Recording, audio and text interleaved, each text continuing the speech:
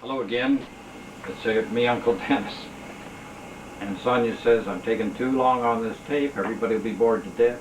If that's the case, you'll never see this piece of the tape. So anyway, let's continue on. We were talking about John Sampson hacking. He had just arrived back in St. Louis after his long trip back from California. And as he arrived in St. Louis, he met another part of the family coming up the river. Remember, there was these two friends, James Hacking and James Clark, that married the two Pearson sisters.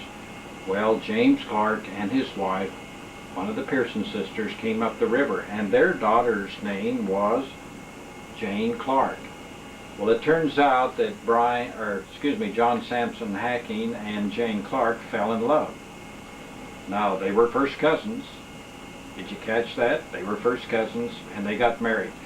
He was 20 years old and she was 17.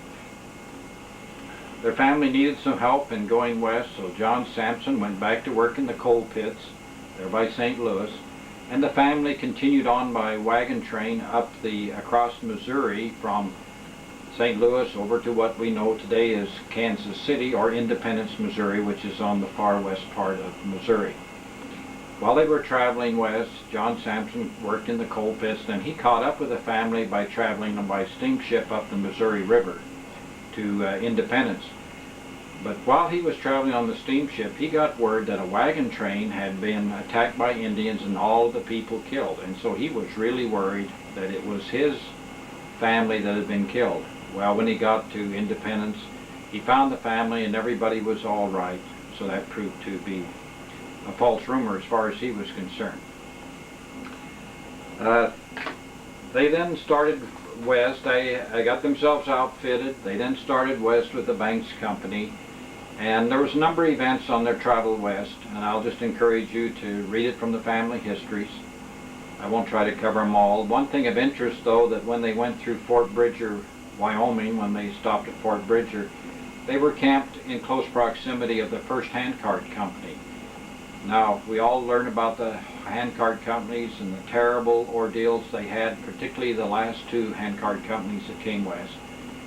But we did not have any ancestors that traveled in the handcart company. But this is the closest any of our ancestors came to the handcart people. John Sampson and Jane Clark, they arrived in the valley along with her family. John Sampson and Jane, they moved into Cedar Fort, Utah, and there they set up their family, and there they basically lived for the remainder of their lives. There's quite a lot of interesting things about their life. They had a number of children.